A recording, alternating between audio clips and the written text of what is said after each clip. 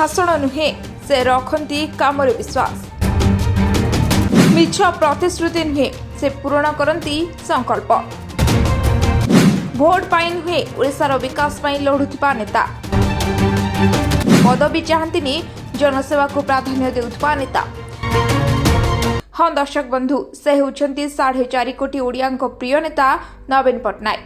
4.5 कोटी ओडिया जे तांको परिवार से यह प्रमाण करी देखाइछंती कारण 4 थर मुख्यमंत्री होई से दीर्घ 20 वर्ष शासन गादी बसछंती किंतु केबे भी यहाकू नहीं से गर्व करनाहांती। तांकर आवश्यक नाही आलिशान घर किंबा गाड़ी धोती पायजामा पोशाक रे से सब बेले नजर आसथांती। लोकंक सम्मुख को आसी से केबे निजर कारिमा देखांती नहीं किंतु लोकंक पई से दिन राति करूछंती परिश्रम।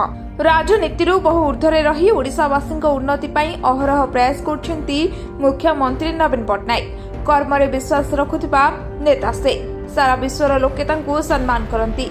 स्वर्गत विजय पट्टनायकर देहांत पर से संभाळिथिले गादी और सारा ओडिशावासी मध्य तांको उपरे रखिछंती अतुट भरोसा और विश्वास। मुख्यमंत्री ओडिशार विकास पई करिछंती अनेक कार्य। भोकर बोकळरू आज ओडिशा बाहरिछि। महिला मानकर विकास रे मुख्यमंत्री भूमिका गुरुत्वपूर्ण। शिल्पठारू आरंभ करी शिक्षा स्वास्थ्य सबु क्षेत्र में उन्नति होइछि। पिला मां कोଳରେ थिबाठारू नै मृत्यु पर्यंत समस्त योजना करिछंती। तेणु सारा ओडिशावासी मुख्यमंत्री नवीन पट्टनायक को खूब भल पाती। आगामी निर्वाचन में पुणी विजयी हेले विश्व सबुठु अधिक दिन शासन करुवा नेतांक मध्य मुख्यमंत्री नवीन पट्टनायक प्रथम हेबे।